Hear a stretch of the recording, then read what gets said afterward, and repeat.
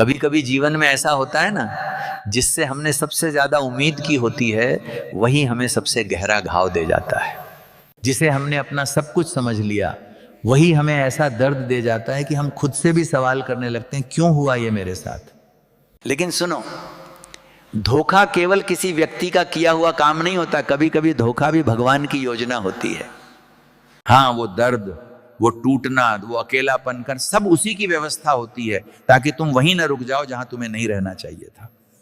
क्योंकि प्रभु जानता है ना, अगर वो इंसान तुम्हारे जीवन में रह जाता तो तुम कभी आगे नहीं बढ़ पाते। तुम्हारी आत्मा वहीं बंध जाती जहां उसे उड़ान भरनी थी। धोखा सुनने में कितना कटु शब्द है ना, पर भगवान के दृष्टिकोण से देखो पार, वो एक सुधार है, सजा नहीं। जैसे कोई बच्चा आग से खेलने लगता है तो माँ डांट देती है, खिलौना छीन लेती है। अब बच्चा रोता है, सोचता है जैसे माँ ने मुझसे छीन लिया, लेकिन क्या माँ ने सजा दी? नहीं, उसने तो बचाया। इसी तरह जब भगवान किसी को तुमसे दूर कर देते हैं भाग, वो तुम्हें बचाते हैं, तोड़ते नहीं। हर धोखे में एक दिशा छिपी होती है, हर पीड़ा में एक सीख होती है, हर टूटने में एक नई शुरुआत का अवसर होता है। एक बार एक साधक गुरु के पास आया, कहने लगा, गुरुदेव, मैंने अपने सबसे प्रिय मित्र पर भरोसा किया, पर उसने मुझे धोखा दिया। अब मैं किसी पर विश्वास नहीं कर सकता। गुरु मुस्कुराए और बोले, बेटा, जब तू छोटे में साइकिल चलाना सीख रहा था तब भी तू कई बार गिरा था ना? साधक बोला, हाँ, कई बार। गुरु बोले, तो क्या तूने गिरने के डर से साइकिल चलाना छोड़ दिया? साधक बोला, नहीं, फिर उठकर सीखा। गुरु बोले, तो ये धोखा भी ऐसा ही है। कभी कभी जीवन तुझे गिराता है ताकि तू चलना सीखे। कभी कभी लोग तुझे धोखा देते हैं ताकि तू सत्य का सहारा पकड़ सके। गुरु ने कहा, धोखा तुझे तोड़ने नहीं आया, वो आया है ताकि तू अब केवल प्रभु पर भरोसा करना सीख ले। कभी सोचो मान, अगर सब कुछ हमेशा वैसा ही होता जैसा तुम चाहते, तो तुम भगवान को कब पुकारते? कब तुम्हारे भीतर वो गहराई आती?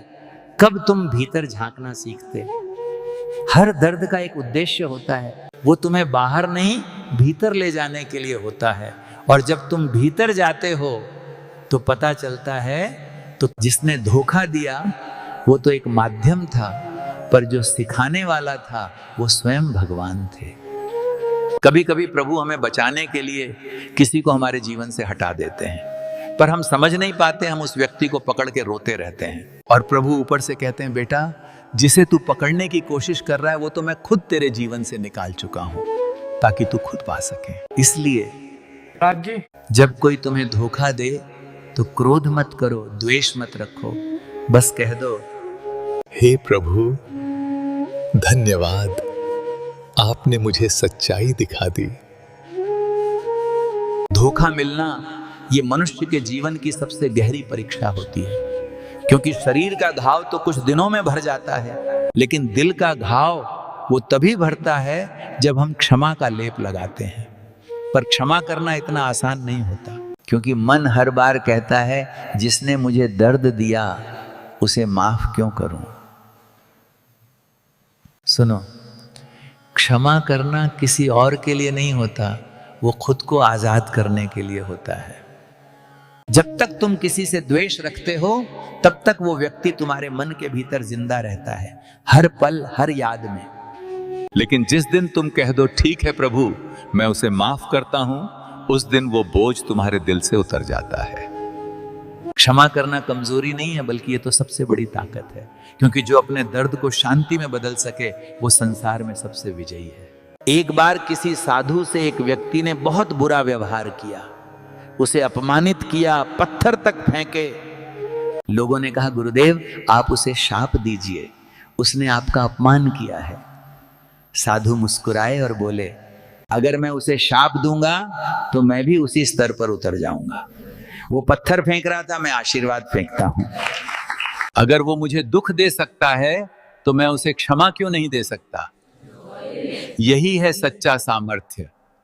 धोखा मिलने के बाद ज्यादातर लोग दो रास्ते चुनते हैं।